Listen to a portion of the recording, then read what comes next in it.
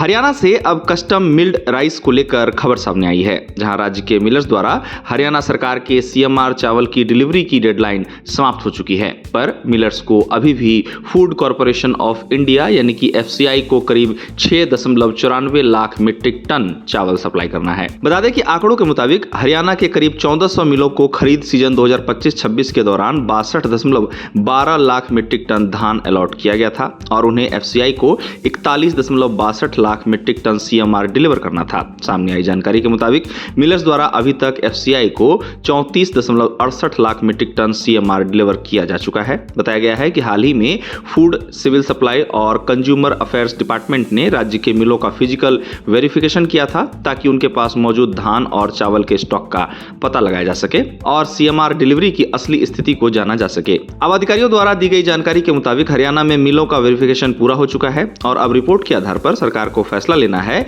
कि बाकी डिलीवरी की डेडलाइन बढ़ाई जानी चाहिए या फिर नहीं। आपको बता दें कि सीएमआर मिलरों को दिसंबर के अंत तक 15% सीएमआर, जनवरी के अंत तक 25%, फरवरी के अंत तक 20%, मार्च के अंत तक 15%, मई के अंत तक 15% और शेष 10% जून के अंत तक डिलीवर करना था। इसी बीच जानकारी ये भी सामने आई है कि सीएमआर डिलीवरी में सबसे अधिक लंबित मात्रा करनाल में है, जहां के मिलरों को अभी भी 2.54 लाख मीट्रिक टन वितरित करना है। वहीं इस सूची में दूसरे नंबर पर 1.5 लाख मीट्रिक टन के साथ फतेहाबाद दूसरे नंबर पर, 58,836 मीट्रिक टन के साथ कैथल तीसरे नंबर पर, 46,418 मीट्रिक टन के साथ कुरुक्षेत्र चौथे नंबर पर, 36,466 मीट्रिक टन के साथ सिरसा पांचवें नंबर पर, 16,912 मीट्रिक टन के साथ जिंद छठे नंबर पर, 16,873 मीट्रिक टन के साथ अंबाला सातवें नंबर पर, 14,840 मीट्रिक टन के साथ हिसार आठवें नंबर पर, 12,782 मीट्रिक टन के साथ पानीपत 9वें नंबर पर, 7,628 मीट्रिक टन के साथ रोहतक 10वें नंबर पर, 7,043 मीट्रिक टन के साथ पलवल 11वें नंबर पर, 2,720 मीट्रिक टन के साथ फरीदाबाद 12वें नंबर पर है। इस तरह सीएमआर की डिलीवरी की बाकी मात्रा और गोदामों में भंडारण स्थान की तीव्र कमी का हवाला देते हुए मिलर्स ने सरकार से समय सीमा बढ़ाने का आग्रह किया है। मिलर्स का कहना है कि उन्होंने आवंटित धान तैयार कर लिया है और इस धान से चावल निकालने का काम भी किया जा चुका है, लेकिन हमें एफसीआई गोदामों में जगह नहीं मिल रही है क्योंकि अन्य जिलों को चावल वितरित करने के लिए करनाल के इस गोदाम से जोड़ा गया है। मिलरों का कहना है कि उन्होंने एफसीआई, खाद्य नागरिक आपूर्ति और उपभोक्ता मामले विभाग और उपायुक्त के अधिकारियों के समक्ष यह मुद्दा उठाया है, लेकिन अभी तक कोई समाधान नहीं निकला है। इस तरह सरकार से मिलर्स समय सीमा बढ़ाने का आग्रह कर रहे हैं। इसके साथ ही मिलर्स का कहना है कि हमने मार्च में डिलीवरी शुरू कर दी थी, लेकिन एफसीआई गोदाम में जगह की कमी हो रही है। इसके साथ ही मिलरों का कहना है कि अप्रैल में गेहूं का सीजन शुरू हो गया और लेबर अनाज मंडियों में चले गए और अब मई में मिलें फिर से पूरी तरह शुरू हो पाई हैं। इस तरह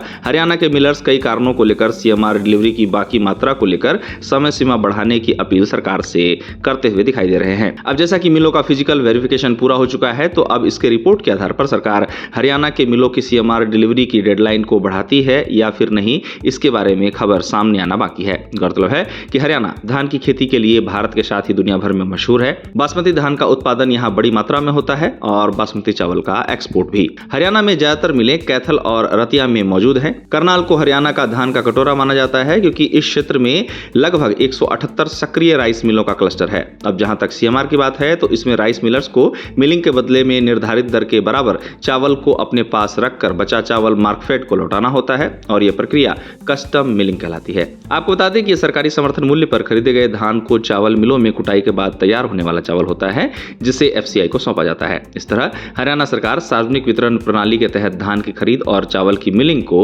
PDS2 प्रणाली के माध्यम से ट्रैक करती है। साथ ही मिल मालिकों को तय कार्यक्रम के अनुसार अपना सीएमआर वापस जमा करना होता है। साथ ही आपको बता दें कि हाल ही में एफआर के नियमों और टूटे चावल की सीमा में संशोधनों को लेकर मिल मालिकों और सरकार के बीच चर्चा भी देखने को मिली थी। अब जहां तक राज्य में खरीफ सीजन की बात है, तो राज्य सरकार कृषि को आगे बढ़ाने के लिए इन दिनों राज्य में कई योजनाएं भी चला रही हैं। खरीफ का सीजन वर्तमान में शुरू हो चुका है और किसान अब धान की खेती में लग गए हैं। इसी बीच हरियाणा के नायाब सिंह सैनी सरकार ने किसानों की उपज को सुरक्षित रखने के मद्देनजर बड़ा कदम उठाया है। साथ ही फसल की कटाई के बाद नुकसान कम हो, इसको भी ध्यान में रखते हुए सीएम नायाब सिंह सैनी द्वारा अधिकारियों को राज्य में 20 लाख मीट्रिक टन अतिरिक्त खाद्यान्न भंडारण क्षमता विकसित करने के निर्देश जारी किए गए हैं। इस अतिरिक्त भंडारण घर का उद्देश्य किसानों की फसलों को सुरक्षित रखना है। आपको बता दें कि हाल ही में हरियाणा सिविल सचिवालय में आयोजित खाद्य नागरिक आपूर्ति एवं उपभोक्ता मामले विभाग की हरियाणा विजन 2047 के तहत 5 वर्षीय कार्य योजना की समीक्षा बैठक आयोजित की गई, जिसमें सीएम ने ये आदेश अधिकारियों को दिए। बैठक में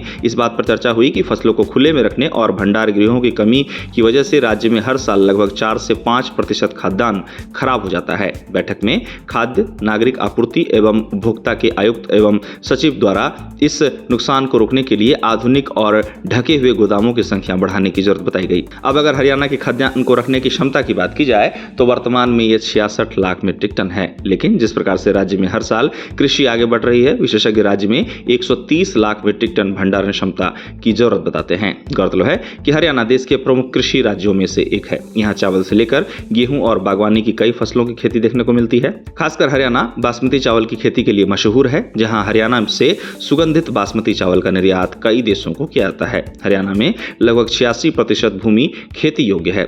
हरियाणा ने 1970 के दशक में भारत में हरित क्रांति में महत्वपूर्ण योगदान दिया, जिससे देश को खाद्य उत्पादन में आत्मनिर्भर बनने में मदद मिली।